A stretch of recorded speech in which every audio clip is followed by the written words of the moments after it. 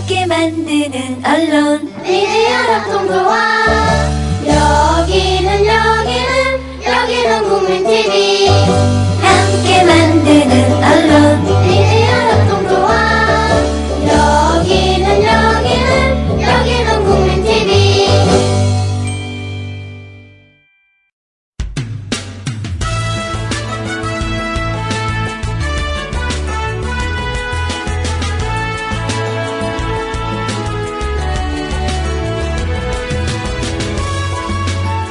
산하의 오역.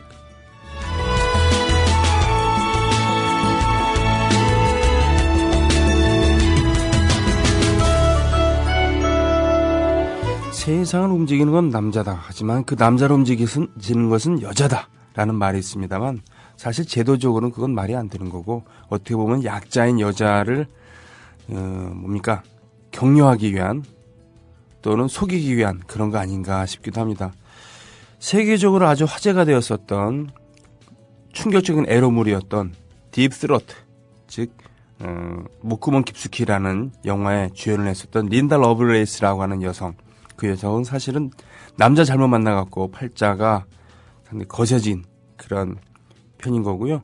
세계적인 섹스 심벌이자 1950년대 미국에 잘 나가던 시절을 그런 대변했었던 마릴린 monroe 역시 사생활은 매우 불행했었죠. 자신이 능동적으로 개척을 한 부분도 있었지만 어떻게 보면 거친 남자들의 세계에서 희생이 되었다라고 할 수도 있겠습니다. 산하의 오역, 정사와 야사, 생활사 등등 모든 것이 포괄됐는데 오늘은 마릴린 monroe부터 얘기부터 해야 되겠습니다. 대한민국 투어. 우리 국민TV 남덕수 조합원님께서 운영하시는 이 대한민국 투어. 이분이 그 20년 경력의 베테랑입니다. 이분의 어떤 경험을 여러분께서는 그냥 버스에 앉아가지고 다 빼먹는 거예요. 20년 동안 쌓아둔 그 빅데이터. 그렇죠. 버스가 이제 28인승 최고급 리무진 버스도 있고 45인승 좀 더 많은 분들이 타실 수 있는 이런 버스도 있으니까 고급진 여행도 바로 남덕수 조합원님과 함께라면 가능하다. 문의 전화는요 1599-2686번입니다. 1599-2686. 버스 여행하면 2686이 딱 생각이 나네요, 벌써. 1599-2686번 아니면 네이버나 다음 같은 그 검색창에서 대한민국 투어 이렇게 검색하셔도 되고요. 그리고 웹사이트 대한민국 투어 한글로 쓰시면 됩니다. 대한민국 투어.kr 이렇게 검색하셔도 언제든 들어가실 수 있으니까 우리나라 국내 여행들 또 많이 애용하시기 바라겠습니다. 대한민국 투어였습니다. 자, 산하님 나오셨습니다. 안녕하십니까? 안녕하십니까? 네, 마릴린 monroe. 예. 본명은 노마진이죠? 노마진 베이커래요. 베이커까지 있습니까? 저는 노마진까지만 베이커. 얘기를 알고 있었습니다만. 예. 그러니까 그녀가 이제 죽은 지가 반세기가 넘었지 않습니까? 그렇게 됐군요. 그렇죠. 반세기가 넘었죠. 60년대 초반에. 그렇죠. 60 몇 년이었죠, 그게? 그 연도는 제 기억이 안 납니다만 거의 한 반세기 넘었을 겁니다. 네. 근데 그래도 섹스 심벌 하면은 그 이름 빠지지 않고. 그렇죠. 또 그 지하철 통풍구에서 날리는 치마 장면 같은 경우는 지금도 하나의 전설로 남아 있죠. 예, 7년 만에 외출이라는 영화인데 맞습니다. 그 영화를 잘 모르는 사람이라도 예. 그 영화 장면만은 뚜렷하게 기억을 맞습니다. 하고 있는. 예. 사실 제가 태어나기 전에 죽었고 네. 그녀가 나온 영화는 많이 못 봤지만 네. 그래도 마릴린 monroe라는 이름이 그렇게 참 낯설지가 않고 네. 되게 바로 제가 어제 본 것 같은 그런 배우로 남아 있습니다만 네. 이를테면 그런 거죠. 어떤 기자가 물었죠. 밤에 잠옷이 뭐냐? 네네. 그러니까 샤넬 넘버 5. 그렇죠. 이렇게 얘기했던. 그래서 즉 아무것도 걸치지 않고 잔다라는 그렇죠. 말을 그 얘기였죠. 네. 샤넬 넘버 5라고 하는 예. 그런 세계적인 향수 이름을 딱 대면서 그렇죠. 백치미를 자랑했지만 사실은 매우 머리가 좋았던. 그렇죠. 그러니까 네. 공식 결혼을 이제 3번을 했는데 네. 한 번은 이제 아주 어릴 때 네. 어떤 노동자와 했었고 네. 두 번째 남편은 조 디마지오였고요. 조 디마지오. 그다음 남편은 그 극작가 아서 밀러하고 했는데 네. 당시 미국의 메카시즘 선풍 때 이제 메카시즘. 빨개 이름 올린 네. 그 아서 밀러가 재판장에 섰을 때 그걸 탁 앉아서 옹호했던 네. 어떤 그런 상당히 저희가 바라보는 어떤 좀 섹스 심벌 어떤 약간 좀 멍해 보이는 그런 느낌이 아니라 상당한 좀 어떤 지적인 면도 갖추고 있다고 해요. 책을 많이 읽었다고 하죠. 예, 그래서 예. 사망했을 때 예, 예. 그 집을 이렇게 조사할 때 그렇죠. 책이 많이 꽂혀 있는 걸 보고 놀랬다. 이런 말이 이렇게 있죠. 얘기했습니다. 근데 이제 이제 결혼 얘기 나왔습니다만은 몰로가 했던 3번 결혼 가운데 이제 말씀드린 것처럼 첫 번째는 이제 공장 노동자였고 제임스 도어티였는데 네. 나 결혼할 때 나이가 16세였어요. 처음 결혼할 때. 야, 그냥 애들이 그냥 한 거죠. 그냥 한마디로 얘기해서. 그게 그냥 여기 만 나이로 했을 때니까 우리나라로 거의 뭐 따지면 여고생 뭐. 그렇죠. 예. 소꿉장난 비슷한 거였겠지만 어쨌건 네. 하다가 이제 근데 이 팔자라는 것이 있나 봐요. 네. 결혼해가지고 살 팔자가 안 했던가 보죠. 이제 결국에서 헐리우드 가버렸고 네. 이혼장 던져버립니다. 남편한테는. 네. 네, 그때 이제 그 새로운 이름을 얻죠. 마릴린 멀로. 마리는 말로. 예. 네. 근데 이 마릴린 멀로가 이제 그 영화에서 뜨고 이른바 성공을 하면서 이 신랑과는 첫 번째와는 거의 하늘과 땅 차이가 있는 네. 두 번째 신랑을 맞이합니다. 그게 이제 스타 조 디마지오였죠. 빅 디마지오라는 예. 별명이 있었던. 그러니까 조 디마지오를 좀 설명을 드릴 것 같으면, 네. 그러니까 56경기 연속 안타 기록 가지고 있는 사람이고요. 네. 56경기. 예. 그러니까 메이저리그 MVP를 3번 차지했고, 와. 그러니까 항상 한창 대공황 시기 때 활약을 했었거든요. 네. 그러니까 미국 사람들은 정말로 그 어려운 시기에 이 디마지오를 보면서 희망을 얻었던. 네. 그러니까 인사가 그거였대요. 오늘도 안타 치겠죠? 이 인사였다는 거예요. 그랬군요. 예. 근데 이제 또 저희가 잘 아는 그 해밍웨이 소설 노인과 바다에서도 네. 노인이 그런 말을 해요. 이제 소년한테 얘기하죠. 양키스 이게 돼 있어. 그러니까 꼬마가 이제 인디아나스도 만만치 않아요. 그러니까 네. 양키스엔 대 디마지오가 있지. 라고 네. 하면서 하는 그런 대사가 나오는데. 대사가 나옵니다. 사실 그 뉴욕 양키스가 이제 스타가 많지 않습니까? 네. 뭐 베이브 루스나 루게릭 뭐 그 정도를 제외하면 제가 생각할 때 한 세 번째 위치는 아마 디마지오의 자리가 아닐까 하는 생각이 드는데 사실은 이런 분들 같은 경우는 베이브 루스도 그렇고 예. 뭐 루게릭도 그렇습니다만 예. 조 디마지오 이런 사람들은 누가 더 위대하냐 이런 걸 따지기보다는 그냥 한 묶음으로 해서 그렇죠. 그냥 예. 스타 그 별들이지 별들. 네네네. 근데 이제 이 대 디마지오도 네. 이 빅 디마지오도 몰로와 결혼한 순간에 네. 이 디마지오가 아니라 네. 몰로의 신랑이 됩니다. 몰로의 남편 취급받는 거죠. 아이고, 네. 그러니까 원래 별이란 건 더 밝은 별 나오면 더 기가 죽으니까요. 그러게 말입니다. 그러니까 그 대표적인 예가 된 것이 이분들이 결혼한 게 1954년 1월 결혼했어요. 예, 54년. 근데 그들은 이제 일본의 프로 구단 자이언츠 구단 네. 요미우리 자이언츠인가요? 네. 이제 그쪽이 초청을 해서 일본에 오게 돼요. 신혼여행지로. 아, 신혼여행을 예, 일본으로 일본에 갑니까? 갔었어요. 네네. 근데 일본 사람들 참 그런 게 전쟁에서 패한 지 10년이지만 그렇게 이들에게 열광했다고 합니다. 이 커플에. 근데 이제 딱 왔는데 이제 정말 재밌는 어떤 여행을 하고 있는데 갑자기 미군 장교가 등장을 해요. 네. 안녕하십니까 하면서 한 얘기가 지금도 한국에서는 많은 미군들이 고생하고 있습니다. 그러니까 군 복무를 하고 있는데 네. 일본에 오신 김에 한번 한국을 들어주시지 않겠습니까? 그러니까 디마지오 얘기했어요. 디마지오 정중하게 네. 저희는 지금 신혼여행 중이라서. 네. 근데 갑자기 몰로가 네 갈게요가 된 거예요.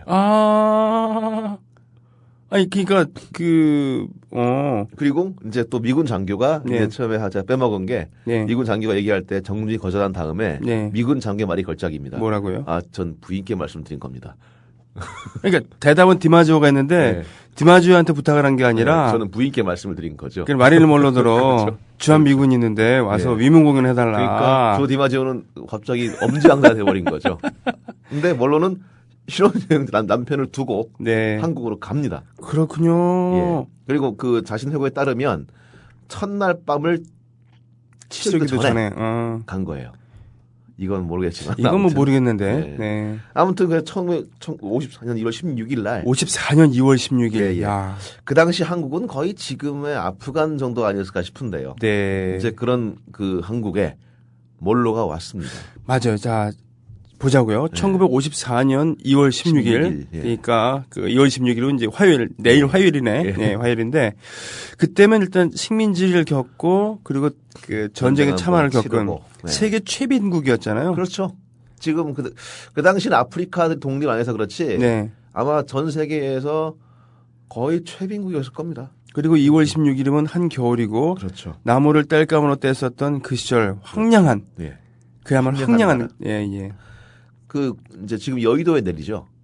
아, 거기 공항이 또 있었으니까. 여의도에 있었으니까. 네. 근데 그때 이제 왔는데 국내 최고 여배우 최은희와 네. 백성이가 마중을 했고 예. 정말, 최근에 백성희 선생 최근에 돌아가셨습니다. 맞습니다. 네, 한국 연극계 예. 전설이었던 예. 그분 그리고 최은희 선생 같은 경우는 그렇죠. 아직 계시죠? 예, 뭐 최은희 신상옥 부부의 납치 사건으로 알려져 있습니다만 예. 어르신들한테는 그야말로 전설 같은 전설이었죠. 그 배우. 뭐 전설이었죠. 그분 같은 경우는 뭐 그분의 어떤 그 필모그래피를 보면 거의 혼자 다 한 것 같습니다. 연기력 같은 경우. 아니 연기력도 연기력입니다만 그 미모는 예. 당대에 그냥 우뚝 섰습니다. 예, 범접할 수가 없었죠. 그렇죠. 네. 그때 이제 마중을 했고 그 미군들도 거의 장성도 총 출동한 가운데 네. 한 600명의 미군도 와 계셨답니다. 네. 근데 거의 여왕을 그 대하는 듯한 네. 그 당시 신문 기사를 보면 네.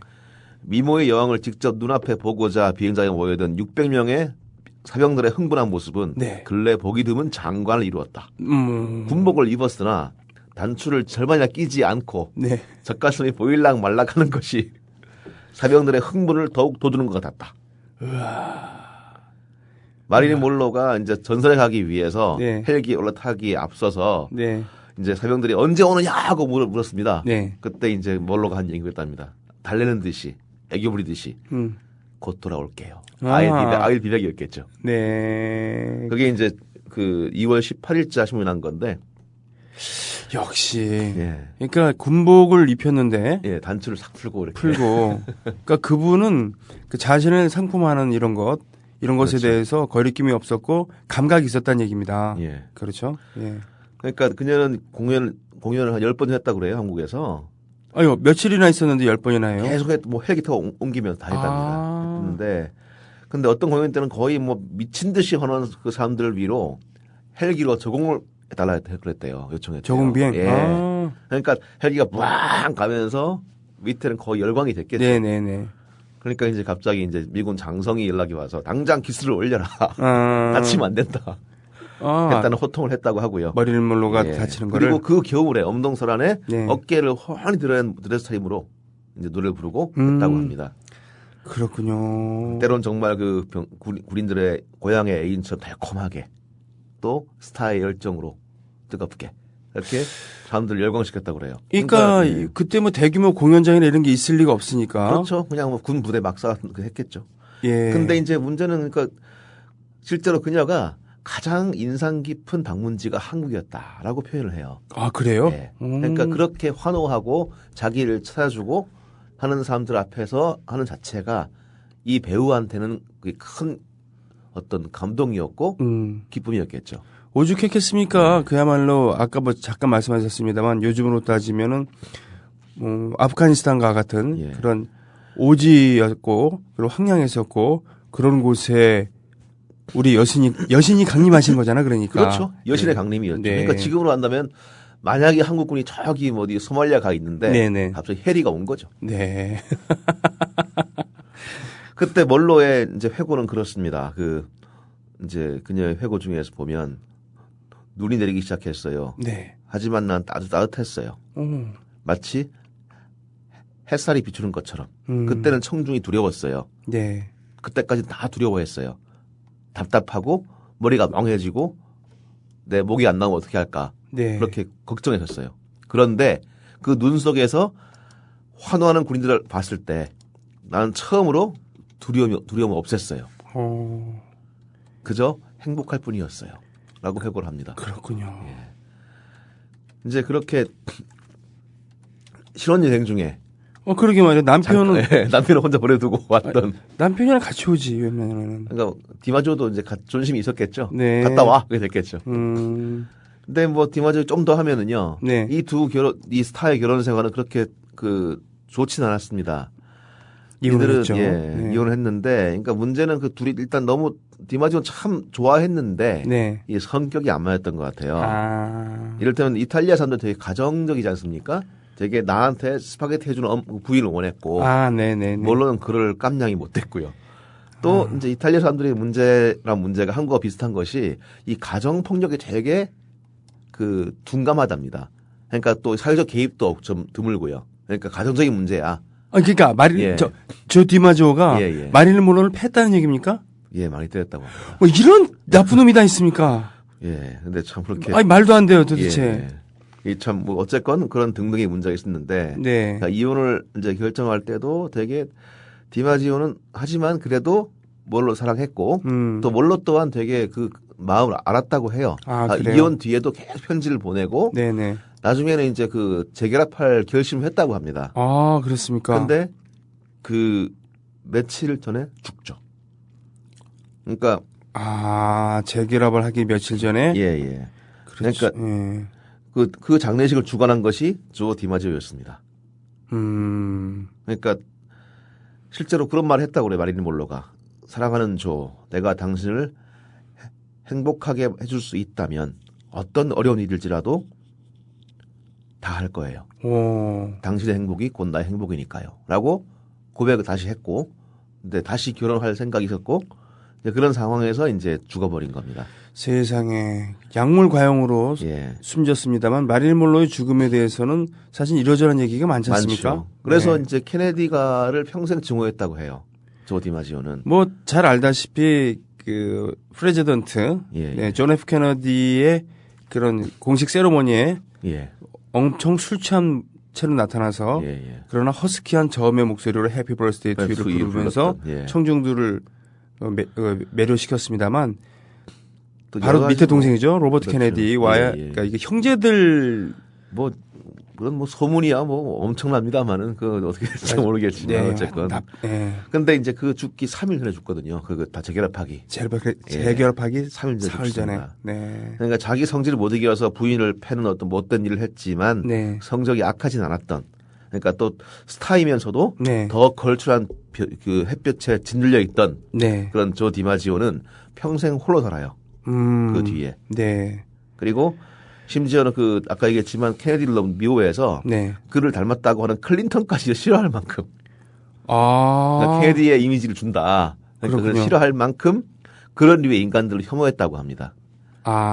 그리고 재능이 많고 리버럴한 것 같지만 또 여자들한테 밝히고 이런 느낌. 그러니까 수십 년 동안 그 monroe의 묘에 장미를 바쳤고 죽을 때에도 이제야 마릴린 곁에 갈 수 있겠군.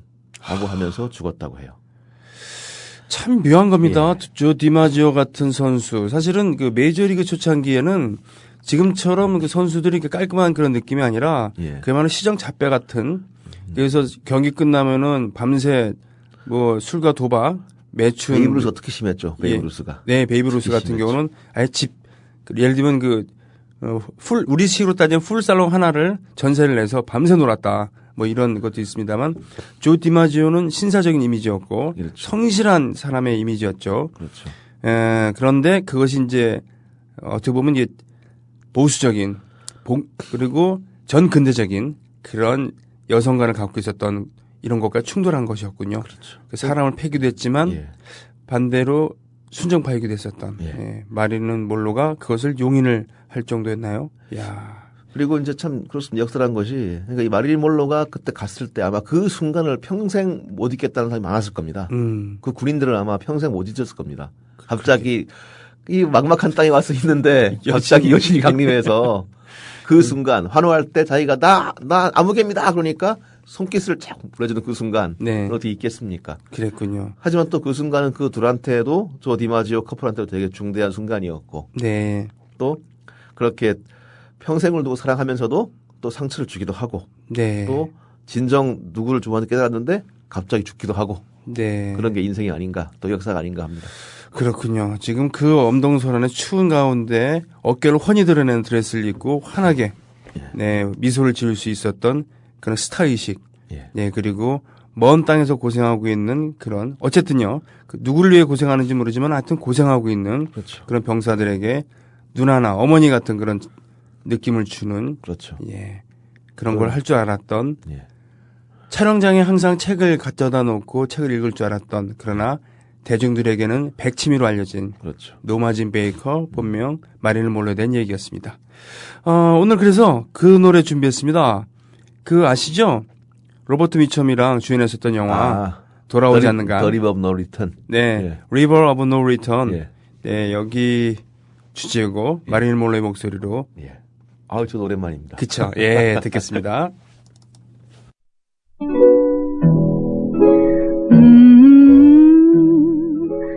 If you listen, you can hear it call. Wailery, Wailery. There is a river. 네, 영화 돌아오지 않는 강 리버 오브 노 리턴의 주제곡 동명 주제곡이었죠. 예, 오리지널 그야말로 사운드 트랙으로 함께 하셨습니다. 그런데 이 마릴린 monroe가 사실은 뭐 케네디가를 끝까지 조 디마지오가 용서하지 못한 것은 바로 케네디가가 마릴린 monroe를 희생시켰다. 그렇게 생각했던 예, 거죠. 그런 거죠. 그러니까 만인의 추앙을 받았지만 결국은 권력 앞에서 얼마만큼 작아질 수 있는가 한 개인의 그 운명이라는 것이. 예, 그랬을 때 마릴린 monroe처럼 그렇게 유명하게 알려진 사람도 아니었는데 그야말로 가진 건 몸뚱이밖에 없었던 배우지도 못한 힘도 없었던 그런 어린 여공들이 처음 결혼했을 때 마릴린 monroe의 그런 나이 또래의 그런 여공들도 있었던 여공이라 그랬지 옛날엔 그렇죠. 그야말로 맨날 그랬죠. 공순이라 그러기도 했었던 예. 그분들이 위대한 일을 한 적이 있었습니다. 그렇죠. 우리 현대사들에 보면은 예. 2월달 2월 셋째 주 대표하는 그런 사나이 오역 그 시리즈 중에 하나 또 소개시켜 주시죠. 예. 1978년으로 거슬러 올라가 보겠습니다. 8년. 1978년. 예. 네. 유신 정권이 몰락하기 1년 전이군요. 그렇죠. 예. 근데 그날 2월 21일 날 2월 21일. 1일 네네. 예, 그날 아주 좀 유명한 사건이 일어납니다. 네. 이름하여 동일방직 똥물 사건. 동일방직 똥물 사건. 예. 예. 노동운동사 전문가인 박준성 선생님의 어떤 책에서 예. 이제 그 좀 가져보면 이제 그렇게 얘기되겠습니다. 1972년 네. 전국 서민노조 동일방직의 지부의 조합원은 1,383명이었다. 네. 그런데 그 가운데 1,204명이 여성이었다. 야. 근데 조합 간부는 항상 회사 말 잘 듣는 기술직 남자들이 독차지하고 있었다. 그러니까 예. 여성과 남성 비율이 10대 1 뭐 이랬는데. 근데 위원장은 항상 남자가 했던 건데 네네. 어용 어떤 그 성이 짙은 네네. 그런 상황에서 이제 부녀부장이던 주길자가 네. 한국에서 처음으로 민주적인 여성 지부장이 됐다. 아, 노조 지부장이요? 예, 사건이었다. 네. 그 뒤에 노동조합은 점차 자주적이고 민주적으로 바뀌어갔다. 네. 자, 근데 이제 그 전의 일이고요. 이제 그 된 거죠. 네. 근데 이제 그 뒤에 계속 바뀌면서 이 동일방직은 어떤 그 유신 눈의 가시이자 노동운동의 상징같이 이제 부상하게 되는데요. 네. 그러니까 여성들에 비해서 이 남성들의 못남이 참 이 극적으로 대비된 역사라면은 네. 아마 우리나라도 그렇게 어디 가서 뒤지지 않을 것 같습니다. 그러게 말이에요. 예, 그러니까 참 오랑캐한테 전쟁에서 지고 네. 다 이제 빼앗긴 주제에 네. 이 몸을 더럽힌 여자와 살 수 없다. 뭐 이런 하던 맹투들의 어떤 그런 그 못남? 그랬고. 예, 이른바 맞아요. 그렇죠. 예. 이런 환양녀가 그러지 않습니까? 그렇죠. 그게 원래는 환향, 즉 뭐. 그러니까 고향으로 돌아온 여자들인데 그 그렇죠. 병자호란 때 끌려갔다가 돌아온 여자들. 그렇죠. 근데 그 여자들을 가지고 몸이 더럽혀졌으니까 그렇게 불렀었죠. 살 수 없다. 예. 그러니까 나라에선 특별히 세금정 근처에 맑은 물에 몸을 씻고 오면은 업동을 하겠다. 근데 그렇게 해도 안 됐어요. 그렇게 해도 안 돼. 예. 오히려 남자들이 미안해야 되잖아요. 그렇죠. 미안해하고 우리가 못 나갔고는 당신들 고생시켰으니까 앞으로 평생 걱정 않게 살게 해줄게 해도 모자랄 판에 그러지 몸을 않죠. 더럽혔다고 나가 죽어라라고 했으니까 정말 찌질한. 요즘도 그런 게 뭐 툭하면 무슨 여, 네네네. 뭐 개똥여, 무슨 여에 대한 광적인 어떤 돌팔 배질이 간혹 있는 거 보면은 이상하게 왜 이렇게 좀 못난 부분이 있을까? 그렇죠. 분노의 방향은 듭니다. 예, 분노의 방향은 잘못된 정권 그리고 탐욕스러운 자본 이런 것으로 향해 있어야 되는데 예. 만만한 여자들한테 말이죠. 예. 그 당시에 동일방직의 남성들 역시 뭐 그 가운데 또 특출하게 네. 찔렸던 것 같아요. 그러니까 노조 위원장을 내준 다음에 그것이 무슨 뭐 사나이 명예에 똥칠했다고 봤는지 그대로 회사와 콤비를 이루면서 눈에 불을 켜고 노조 파괴에 나섭니다. 근데 이제 1978년 2월 21일은 노조 대의원 선거 날이었어요. 근데 이제 그날 투표를 하려고 사무실에 모여들던 그 사람들 앞에서 네. 누가 딱 버티고 섭니다. 누가요?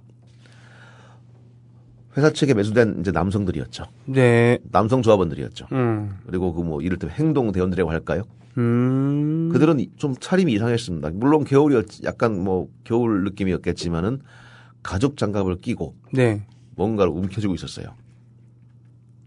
그건 똥물 봉지였습니다. 세상에.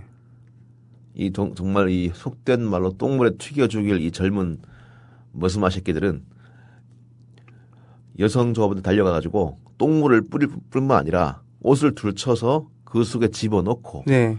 강제로 입을 벌려서 붓기도 했습니다. 세상 그러니까 그 투표를 하러 대연 예, 예. 선거가 있는데 그 투표를 방해하기 위한 예예. 투표 그걸 자체를 방해하고 망치기 위한 거였죠.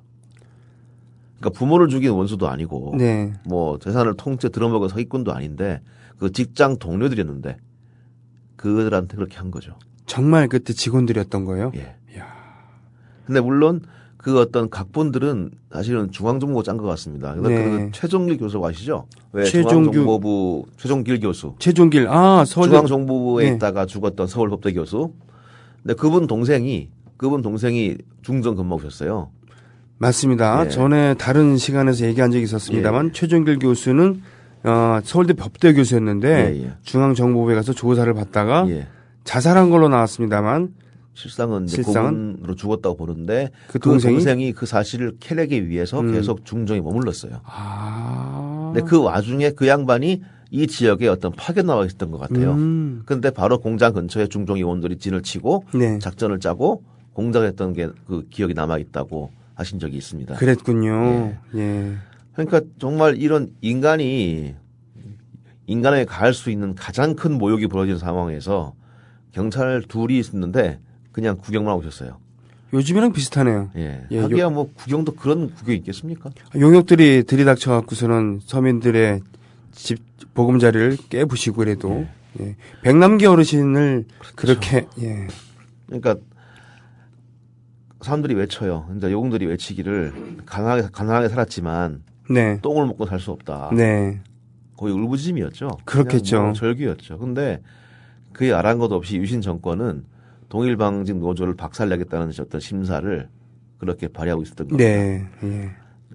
근데 이 상황을 찍은 상황은 아니지만 네. 이 일을 당했던 여공들의 모습을 담은 사진 한 장이 있어요. 맞아요. 사실 지금 뭐 듣고 계신 분들도 지금 당장 동일 방직이라고 검색하시면 그리고 검색을 하시면 예. 거기 나온 사진 있습니다. 나옵니다. 두 명이 찍혀 있는데 네. 이제 정말 딱 이제 한 명은 카메라 렌즈를 외면하고 있습니다. 네. 한 명은 이제 얼굴은 보이고요. 예, 약간 고개를 숙였는데 숙이고 있는데 주먹을 쥐고 있고요. 예, 주먹을 쥐고 있고 8팔자로 입을 다물고 있는데 금세 흐느낄 것 같이 예. 보이고 그러니까 똑바로 앞을 응시하지 않는 눈은 정말 부끄러움과 분노가 범벅이 돼 있었고요. 그리고 옷에는 똥물이 묻어 있었습니다. 예. 누런 똥물이 네. 정말 푸른 작업복에 뭉텅이로 박혀 있었죠. 네. 정말 그 똥물들은 그 당시에 78년 대한민국 역사에 들이부어진 오물이었고요. 오늘도 신누렇게 빛나는 것 같습니다. 정말 입에 똥물을 머금고 양치질하는 것 같이 그러게 말이에요. 우리 양심을 건드리죠. 예. 사진은. 그 사진을 찍은 분이 계세요. 그러니까 그 동일방직 근처 사진관 주인이었습니다. 근데 그 사진관은 원래 그 단골이었대요. 어디 뭐 소풍 가거나 아니면 둘이 와서 뭐 영원한 우정 뭐 찍기도 하고. 맞아요. 예, 그때 옛날에 그 유행이었으니까. 예, 무슨 좋은 예, 일 예, 있으면 예. 사진관에 가 그런 배경 뭐 구름이나 뭐 이런 그렇죠. 된 다음에 하트 모양으로 그렇죠. 영원한 우정을 기념하면서 어쩌고 저쩌고 예, 순이야 오기 뭐 이런 그렇죠. 예, 그런 거 그렇죠. 있었죠. 예. 근데 이제 정말 그 상상도 못할 일이 벌어지고 네. 또 동료 남성 노동자에 의해서 행해지고 또 그 꼴을 갖다 경찰은 빙글 웃으면서 보고 있고 노총 간부는 와서 더해 죽여 이러면서 외치고 있었고요. 근데 그렇게 입안에 똥을 넣어져 가지고 악도 쓰지 못했던 네. 여성들이 그 모습을 이제 증거 남기고 싶은데 네. 생각이 난 게 그 사진관 주인이었던 겁니다. 기자들이나 뭐 예. 이런 사람들 오지도 않고. 예. 네. 그러니까 울면서 이제 그 사람들을 그 아저씨를 부르니까 네. 달려왔어요. 그래서 셔터를 누릅니다. 네.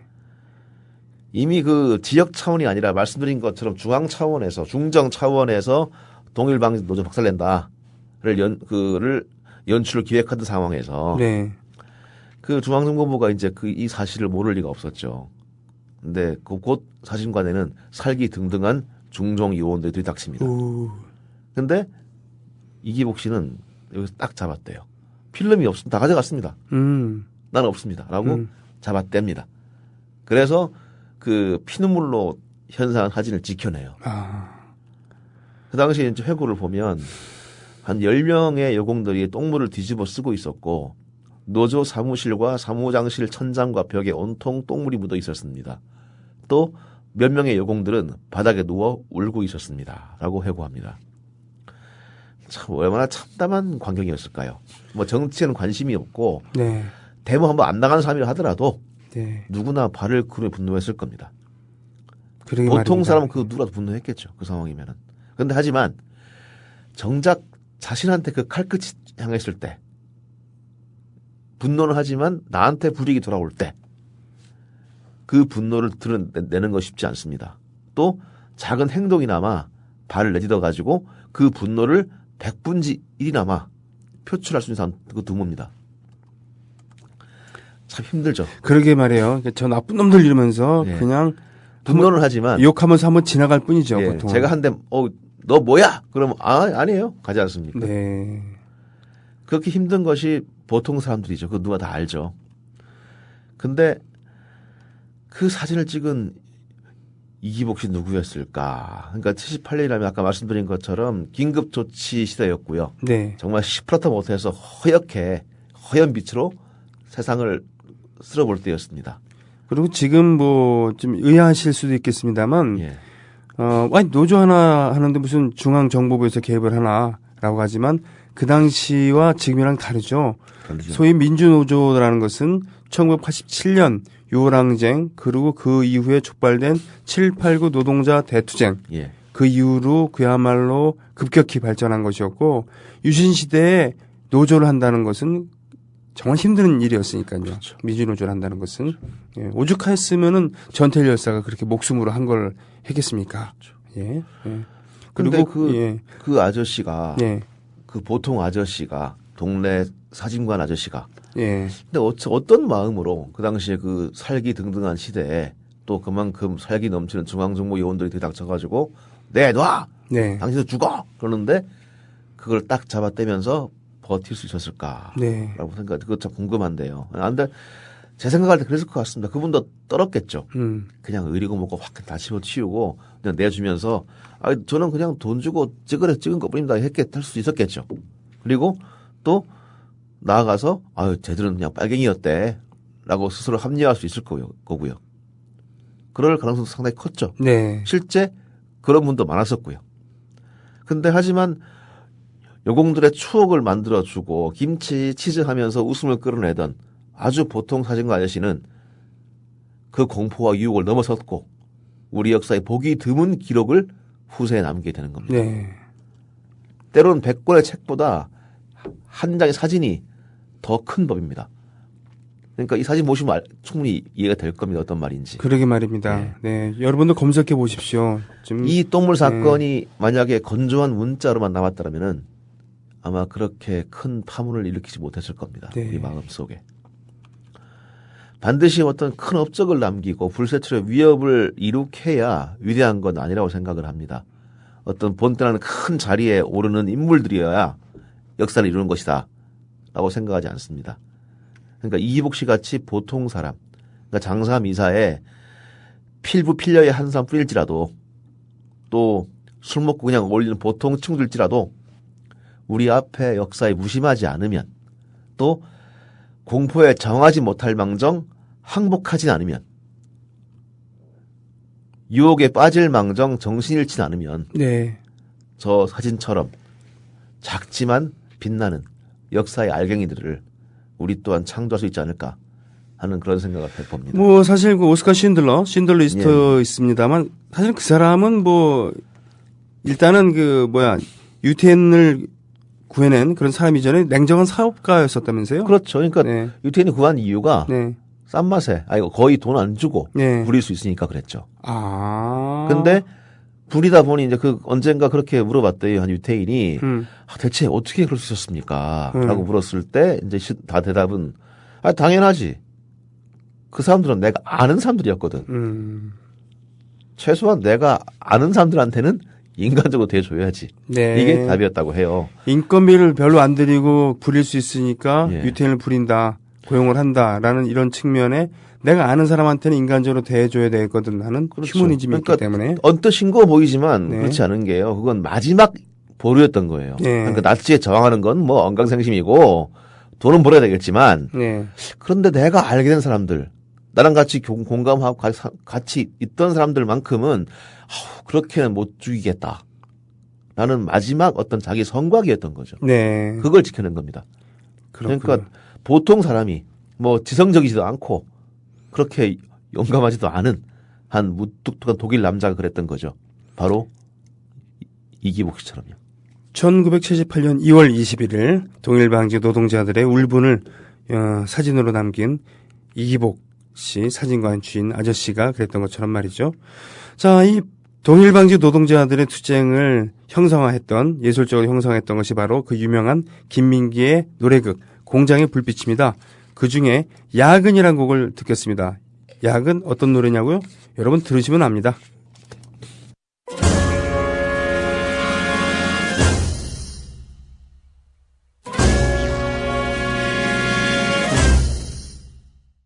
예, 구전가요를 재해석해서 개사곡으로 만들어서 그걸 다시 재해석한 그런 야근이라는 곡이었습니다. 공장의 불빛 OST. 이건 제 70년대 말에 만들었던 그 버전을 새롭게 이렇게 입힌 것이죠. 현대적으로. 야근이었습니다. 다음 얘기 나눠주시죠. 예.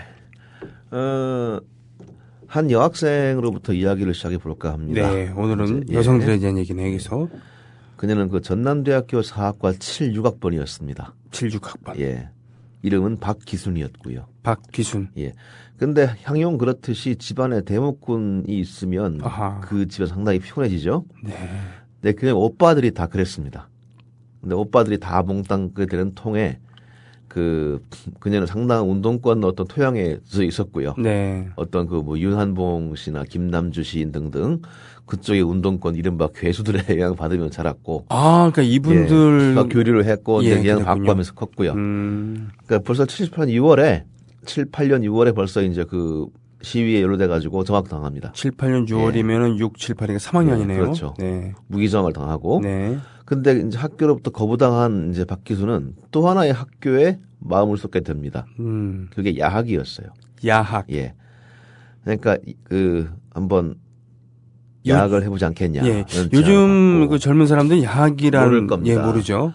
그러니까 옛날에는 정말로 요즘은 대학을 참 많이 가지 않습니까? 네. 그런데 네. 제가 대학 갈 때만 해도 대학 진학률이 30%였습니다. 30%가 안 됐었어요. 88년도만 해도. 그러니까 그전 더 했겠죠.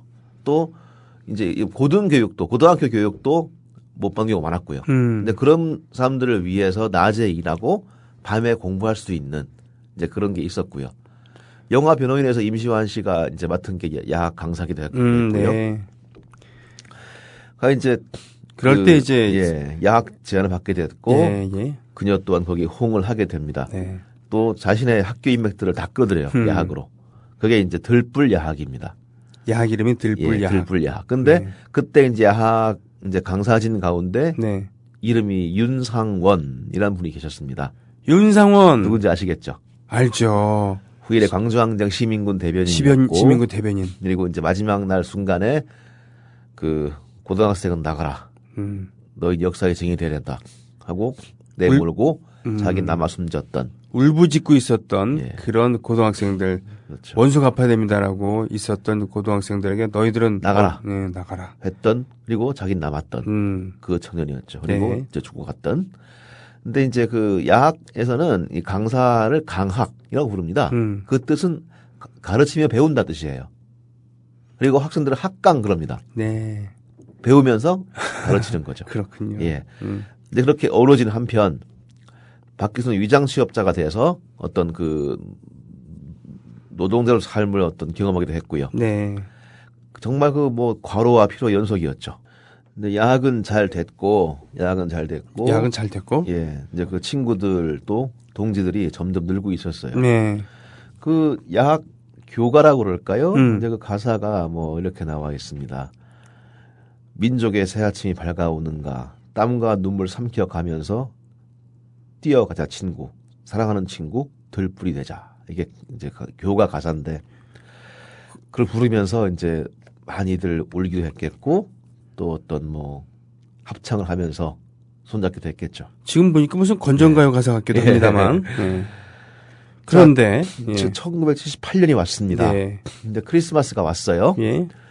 근데 이 크리스마스는 그 당시에 통행 금지가 없던 1년에 한 3일인가 된 날이었습니다. 예. 그러니까 크리스마스 이브와 연말 31일. 예. 이때는 통금이 없었어요. 12시가 되면은 사람이 없어야 되는데 길거리에. 원래 그 당시에 한 수십 년 동안 한국 사람들은 12시에서 4시까지는 밖에 못 나왔습니다. 네, 네. 그게 통금이었죠. 네.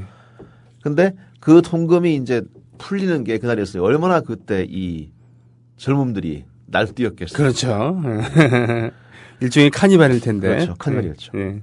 근데 이제 그날도 놀다가 이제 그날 야하게 쓸 땔감을 찾기 위해서 이제 거리를 누비다가 이제 오빠 집에 와서 이제 누웠습니다. 근데 다시 못 일어났어요. 왜요? 그 즈음 많던 연탄가스 중독이었습니다. 너무나 허무하게 떠난 거죠. 정말 다들 슬퍼했습니다. 또 광주의 또순이 박기순의 이름은 이미 광주를 넘어 있었어요. 그녀의 장례식에는 황석영이 조사를 읽었고 네. 김민기가 노래 불렀습니다. 그래요? 예. 그때 택한 노래가 이제 조가 택한 노래가 상록수였대요. 아마 2절쯤에서 사람들 울었을 것 같습니다. 서럽고 쓰리던 지난 날들도 다시는 오지 말라고 해서 아마 눈물을 흘렸겠죠. 이 상록수란 노래 자체가 김민기 선생이 야학에서 졸업식에 쓰려고 만들었던 노래였잖아요. 예. 이제 그녀가 죽은 뒤에 11개월 뒤에 박정희 또한 죽었습니다. 네. 이제 11기 왔죠. 11개월. 근데 서울에 봄이 왔지만 그 봄이 아니었죠. 정말로 그 꽃샘추위에 10배쯤 되는 동장군이 워커발에 대검 꽂고 왔었죠. 1980년 5월. 예. 광주를 덮치죠. 네. 뭐 그 얘기 다시 할 필요 없을 것 같고. 네. 근데 앞서 말한 박기순의 동료. 네. 그러니까 야학으로 끌어들였고 또 이제 그 죽었을 때 이제 그 울먹였던 네. 윤상원이 그 항쟁의 복판에서 산하에 갔습니다. 네.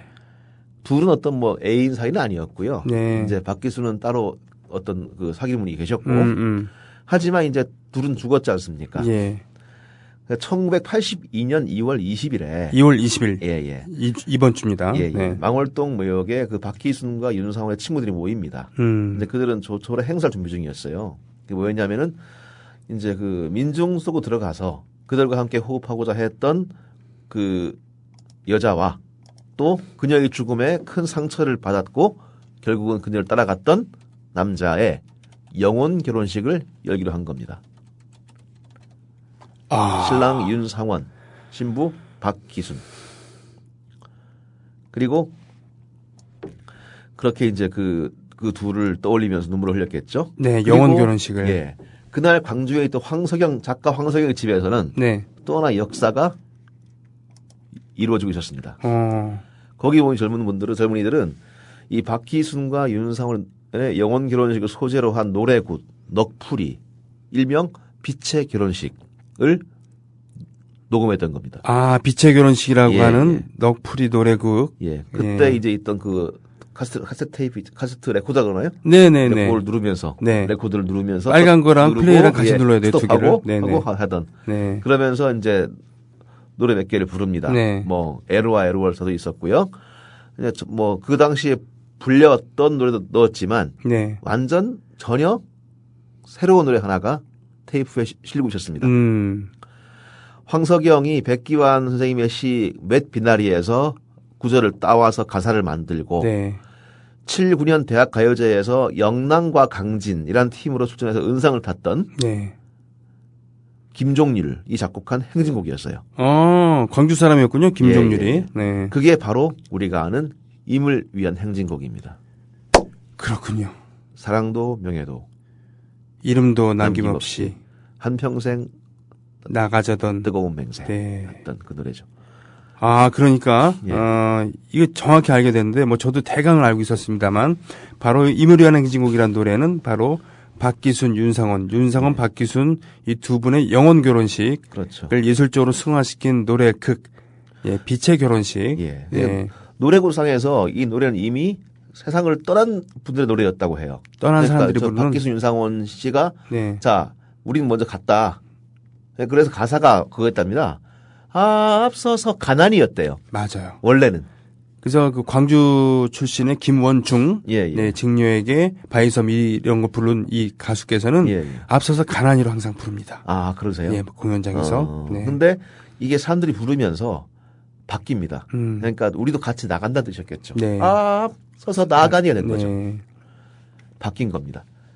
그러니까 그렇게 가사는 죽은 자와 산 자의 경계를 허물어 버립니다. 네. 그날 녹음이 끝난 뒤에 녹음 테이프를 가슴에 하나씩 품고 또 행여 잡힐까봐 둘이 같이 안 가고 따로 걸으면서 그런 노력과 그 어떤 노래를 통해서 이 노래는 순식간에 전국에 퍼집니다. 네. 이걸 배우면서 많은 그 청춘들이 윤상원으로 또 박기순으로 빙의됐고 네. 그들은 대한민국에 이제 펼쳐진 80년대 불바다의 불방울이 됐습니다. 네. 그러니까 아침 이슬은 네. 그 김민기 아침 이슬 같은 경우는 그 해금되던 날 네. 금지구에서 풀리던 날 노태우가 와서 불렀어요. 예? 그거 모르십니까? 몰라요. 노태우가 김민기 찾아갔어요. 이 노래 불렀다고 합니다. 그래요? 예. 음. 또 사실 뭐 아침 이슬은 전에 MB도 MB도 불렀다고 하죠. 그렇죠. 뭐 그걸 따라 불렀다기보다는 불렀다고 하죠. 예. 그만큼 광우병 촛불 때 그런 노래였습니다. 사실 뭐 다 부를 수 있는 노래예요. 하지만 임을 위한 행진곡만큼은 아마 그분들은 못 부를 겁니다. 또 부를 수도 없을 것이고요. 정말 이 노래는 박기순과 윤상원, 그러니까 진실로 열심히 살고 뜨겁게 죽었던 이들의 영혼이 소린 노래고 아울러 그 뒤를 따랐고 또 따르려고 했던 수만 명 사람들이 그들의 열정과 한숨이 마디마다 음표마다 배에 있는 노래니까요. 그렇습니다. 윤상원 열사 시민구 대변인이었습니다만 그가 죽었을 때 그가 지니고 있었던 소총에는 발사의 흔적이 없었다고 합니다. 죽음을 각오했지만 차마 내 손으로 동포를 죽일 수 없었다라고 하는 의지의 발로겠죠. 임을 위한 행진곡 지금 나라에서 나서서 이 노래를 금지시키려고 합니다만 그렇게 되겠습니까? 윤상원과 박기순 그들의 정신 그리고 그분들 따르는 많은 정신들이 뒤에 남겨져 있으니까요. 오늘 사나이오역 즐거운 시간이었습니다. 감사합니다. 예, 고맙습니다. 임을 위한 행진곡으로 맞춰야 되겠죠, 여러분.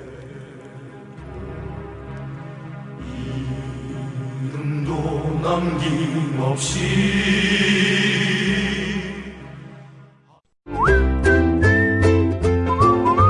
국민라디오 팟캐스트 응원하는 가장 쉬운 방법 아시나요? 다운로드하기, 별점 주기, 댓글 달기, 구독하기. 국민라디오 팟캐스트 널리 알리는 가장 쉬운 방법 다운로드하기, 별점 주기, 댓글 달기, 구독하기. 기억하세요. 다운로드하기, 별점 주기, 댓글 달기, 구독하기.